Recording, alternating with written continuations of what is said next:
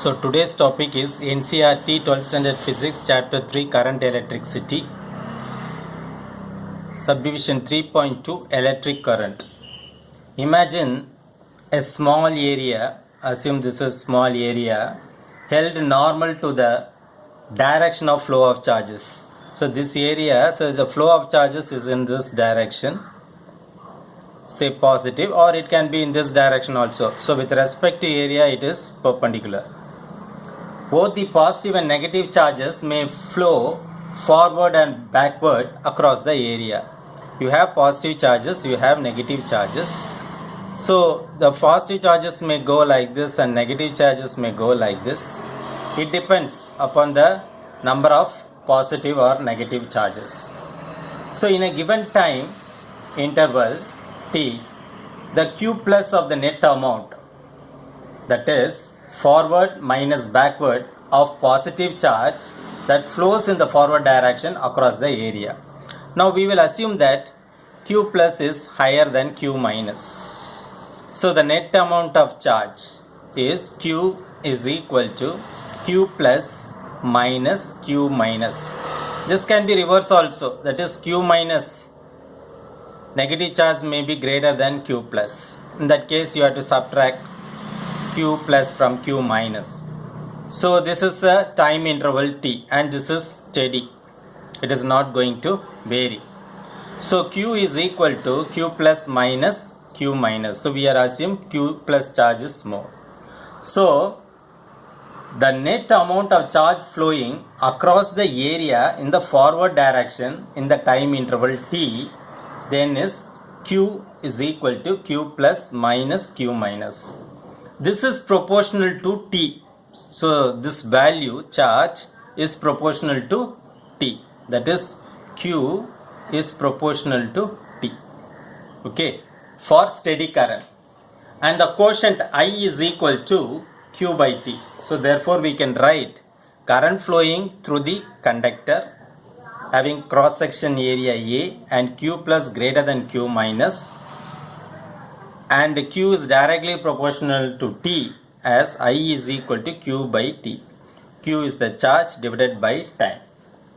Okay, now this can be the current direction may be positive if it goes this way, or it can be negative if q minus is greater than q plus.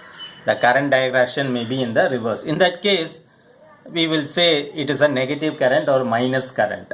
Okay, right. Now in most of the cases, in the practical cases, we see that currents are not always steady. Okay, and hence more generally we define the current as follows. Now let del q be the net charge flowing across a cross section of a conductor during the time interval del t. Now you assume during del t time, that is assume initial time is 0 and you have taken plus del t. During this time the net charge flowing through the particular conductor is del q.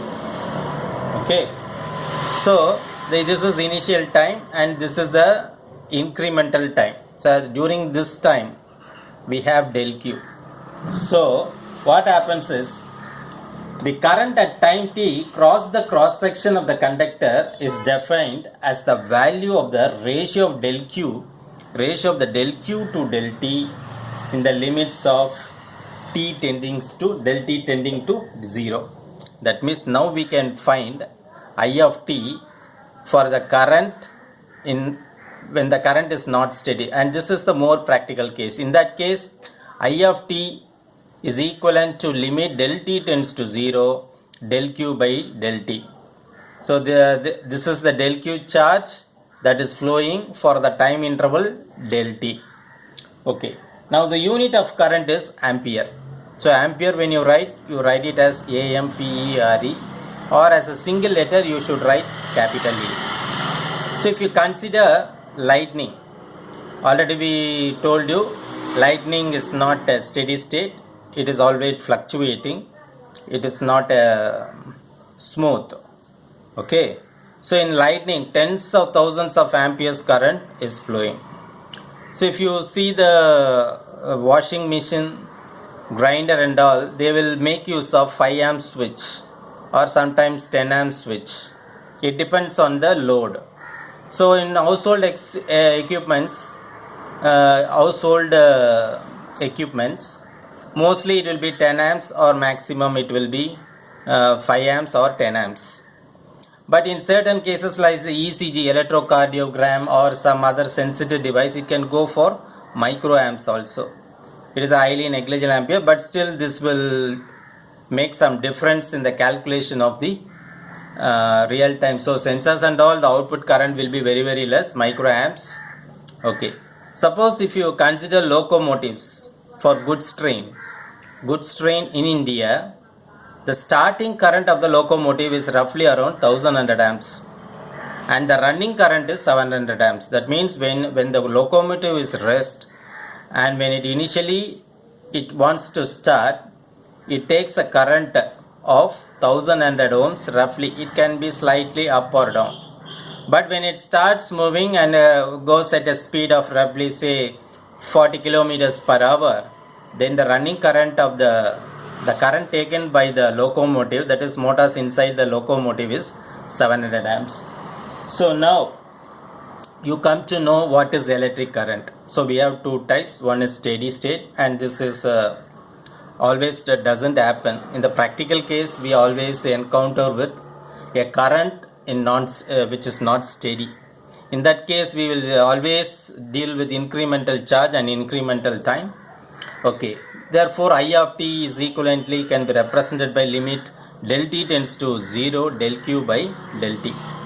Okay, and we have seen about the unit for current, and it can have for lightning case and all, it can handle, it will be very high, tens of thousands of amperes. In the locomotives and all, if you see, starting current is 1100 amperes and running current is 700 amperes. Household equipments will have 5 amps to 10 amps. Sensors kind of equipments, sensors and all will be having in the order of microamps, especially ECG kind of waveform and all will be having the current in microamps. So that's all about electric current. Hope you have understood the topic. Thanks for watching. Nandri.